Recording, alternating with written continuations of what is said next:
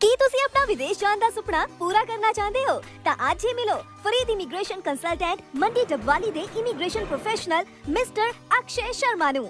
Farid immigration consultant IELTS and visa services Dabwali ਵਿਖੇ। ਸਭ ਤੋਂ ਖਾਸ ਗੱਲ, ਫਰੀਦ ਇਮੀਗ੍ਰੇਸ਼ਨ ਵਿਖੇ ਇੱਕ ਕਲਾਸ ਵਿੱਚ ਸਿਰਫ 15 ਸਟੂਡੈਂਟਸ ਨੂੰ ਹੀ ਪੜਾਇਆ ਜਾਂਦਾ ਹੈ। ਰਿਫਿਊਜ਼ਲ ਕੇਸ ਇੱਕ ਵਾਰ ਸਲਾਹ ਲਈ ਜ਼ਰੂਰ ਮਿਲਣ। ਵਧੇਰੇ ਜਾਣਕਾਰੀ ਲਈ ਅੱਜ ਹੀ ਮਿਲੋ Farid immigration consultant IELTS and visa services, Delhi bearing store दे नाल, गोल चौक, मंडी डबवाली।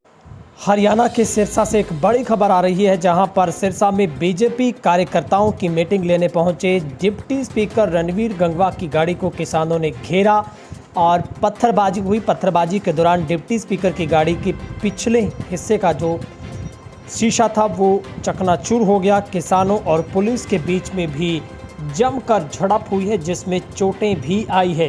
बड़ी खबर आपको बता रहे हैं, जहां पर आप स्क्रीन पर शॉट देख पा रहे हैं। ये रणवीर गंगवा डिप्टी स्पीकर की गाड़ी है, जिस पर पथराव किया गया और उसके बाद पिछले हिस्से का जो शीशा वो बुरी तरह से क्रैश हुआ है। पुलिस के जवानों को भारी मशक्कत करनी पड़ी। आपको बता रहे हैं कि हरियाणा के सिरसा में बीजेपी कार्यकर्ताओं की मीटिंग लेने पहुंचे डिप्टी स्पीकर रणवीर गंगवा की गाड़ी को किसानों ने घेरा। किसानों ने पत्थरबाजी की और पत्थरबाजी के ही दौरान डिप्टी स्पीकर की गाड़ी का पिछला शीशा है वो टूट गया है। आपको बता दें, बड़ी खबर जो कि सिरसा से हम आपको बता रहे हैं। बीजेपी पदाधिकारियों की बैठक के आयोजन को लेकर चौधरी देवीलाल विश्वविद्यालय में रविवार को पुलिस छावनी में तब्दील किया गया था। विश्वविद्यालय के दोनों गेटों पर पुलिस जवान तैनात थे और डीएसपी लगातार तमाम प्रशासनिक अधिकारी मौजूद थे। मौके पर बीजेपी की बैठक का किसान संगठनों ने पहले से विरोध किया था। इसी के चलते भुवन शाह चौक से चौटाला हाउस में बिजली मंत्री के आवास की तरफ जाने वाले रास्तों को बैरिकेड्स लगाकर पहले से पुलिस बल वहां पर तैनात किया गया था और कुछ किसानों को बैठक शुरू होने से पहले ही हिरासत में ले लिया गया था। वहीं बैठक अंदर चल रही थी, बाकी किसान विरोध करने के लिए बाहर बैठे थे। बैठक खत्म होने का इंतजार किया जा रहा था कि बीजेपी नेताओं का काले झंडे दिखाकर विरोध किया जाए।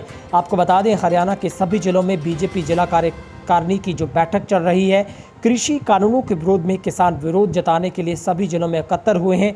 सिरसा में भी ज़्यादा खेती होने की वजह से यहाँ पर इस क्षेत्र में आंदोलन और भी जोर पकड़ता जा रहा है। जहाँ पर तस्वीरें आपको लगातार बता रहे हैं सिरसा के सीडीलू से, जहाँ पर पहले से ही किसानों की तरफ से चेतावनी दी गई थी। उसके बावजूद भी बीजेपी की कार्यकारिणी की बैठक रखी गई, जिसमें डिप्टी स्पीकर जो कि रणवीर गंगवा यहाँ पर पहुँचे थे। और जैसा पहले से बीजेपी को इस बात का अंदेशा था कि यहाँ पर विरोध हो सकता है, लेकिन बड़ा सवाल है, जब पूरे हरियाणा में किसानों की तरफ से इस तरीके का विरोध किया जा रहा है, तो फिर बीजेपी को धरातल पर उतरकर इस विरोध के बीच में मीटिंगें करनी क्यों पड़ रही है। और हर बार हर दिन विरोध सामने आ रहा है, पुलिस को मशक्कत करनी पड़ती है। एक तरफ एसी रूम के अंदर मीटिंगें चलती हैं, बाहर सेना के जवान, पुलिस पूरा दिन गर्मी में तपस्या करती है, किसानों के साथ टकराव होता है, चोटें आती हैं, केस दर्ज करने पड़ते हैं।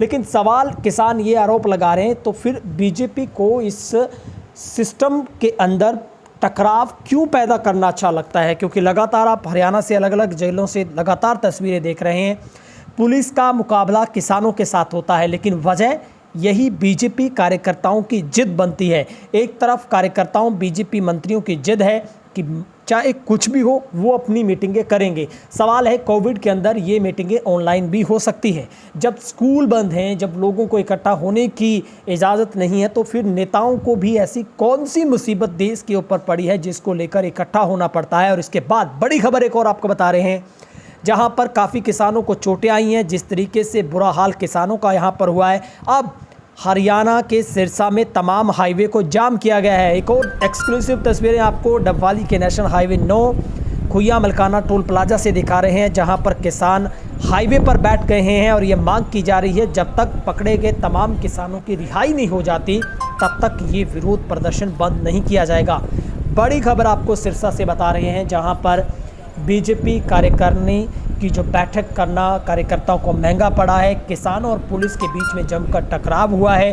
हालांकि स्थिति नियंत्रण में है, लेकिन इस वक्त सिरसा में भावदिन टोल प्लाजा की बात करें, खुया मलकाना टोल प्लाजा की बात करें, यहाँ पर पूर्ण तरीके से रोड जाम किया गया। लोगों को मुश्किल झेलनी पड़ रही है, लेकिन किसानों की मांग है, जब तक उनके तमाम किसान साथियों को पुलिस बिना किसी शर्त रिहा नहीं करती तब तक वो हाईवे से नहीं हटेंगे। बड़ी खबर आपको बता रहे हैं, सिरसा में आज फिर किसानों और पुलिस के बीच में झड़प हुई है, चोटें कई लोगों को आई हैं, पत्थरबाजी हुई है, यहाँ तक कि मंत्री की गाड़ी को भी किसानों ने रोककर विरोध किया और पुलिस को कड़ी मशक्कत करनी पड़ी।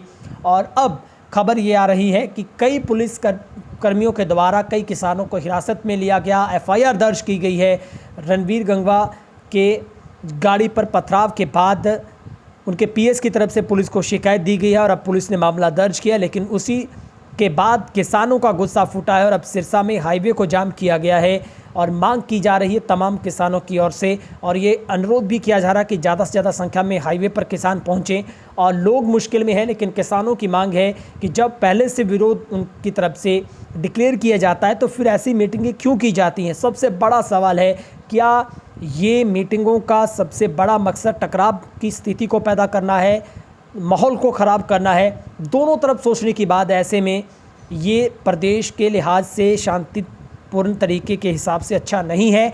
ये कतई अच्छा नहीं कि इस तरीके से पुलिस और किसानों में टकराव हो, पत्थरबाजी हो। लेकिन मुश्किल में अब पुलिस घिरती है, उसको ड्यूटी निभानी पड़ती है, नेताओं की हिफाजत के लिए डंडे चलाने पड़ते हैं, लेकिन नेता हैं कि मानते नहीं हैं। ब्यूरो रिपोर्ट, तेज हरियाणा, सिरसा।